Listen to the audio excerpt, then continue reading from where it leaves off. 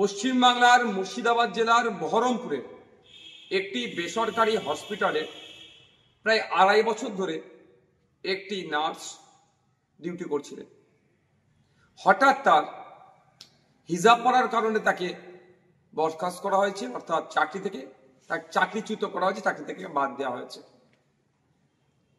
আমি ভেবে অবাক হচ্ছি আমরা কোন রাজ্যে বসবাস করছি। একজন নার্স, তার কাজ হচ্ছে ডিউটি করা, যতটুকু ডিউটি ওর আছে করবেন, পরিষেবা দেবেন। সে হিজাব পরে থাকলো, মাথায় সিঁদুর থাকলো, বা হাতে শাখা পালা থাকলো, এটা ম্যাটার করে না। এইগুলো যদি আমার মনে খোলানো হয়, মানে সে শাখা সিঁদুর হোক, শাখা পালা হোক বা হিজাব হোক, তাহলে তার ধর্মীয় আচরণে বাধা দেওয়া হচ্ছে। আমরা কোন রাজ্যে বসবাস করছি?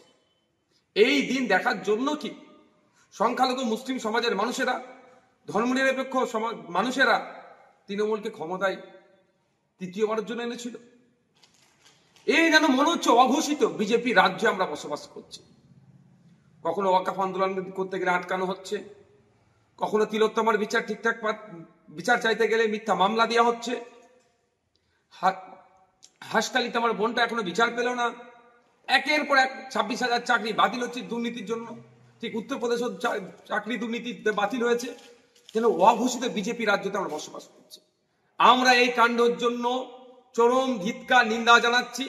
অবিলম্বে স্বাস্থ্যমন্ত্রী তথা মুখ্যমন্ত্রীকে এই বিষয়ে হস্তক্ষেপ করতে হবে, এর কড়া একটা বিহিত করতে হবে। সাথে সাথে আমি হসপিটাল কর্তৃপক্ষকে বলবো, যে এই ধরনের নির্দেশনা দিয়েছে তার বিরুদ্ধে ব্যবস্থা গ্রহণ করুন। অবিলম্বে এই ধরনের অবাঞ্ছিত মন্তব্য, অসংসদীয় মন্তব্য, অসাংবিধানিক মন্তব্যকে আপনারা প্রত্যাহার করুন। কারণ ক্লিনিক্যাল এস্টাবলিশমেন্ট অ্যাক্টে কোনো জায়গায় উল্লেখ নাই যে হিজাব পরে ডিউটি করতে পারবেন না একজন নার্স, বা শাখা পরে পালা পরে ডিউটি করতে পারবেন না, এই ধরনের উল্লেখ নাই। তাহলে আপনারা কে? ক্লিনিক্যাল এস্টাবলিশমেন্ট অ্যাক্টকে আপনারা ভায়োলেট করছেন, ফান্ডামেন্টাল রাইটসকে আপনারা ভায়োলেট করছেন, ধর্মীয় স্বাধীনতা হস্তক্ষেপ করছেন। এগুলো মেনে নেওয়া যায় না। আর এটা নতুন নয়, এর আগে অধ্যাপিকাকে অপমানিত হতে হয়েছে। মাননীয় মুখ্যমন্ত্রী যেখানে নিজে হিজাব পরে ভোট চাইতে চলে যাচ্ছেন, সেখানে একজন হিজাব পরে তার কর্মক্ষেত্রে তার এই স্বাধীনতাটুকু নাই কেন? ঠিকঠাক করে কাজ করতে পারছে, তাকে চাকরিচ্যুত হতে হচ্ছে। এই অন্যায় মেনে নেওয়া যাবে না।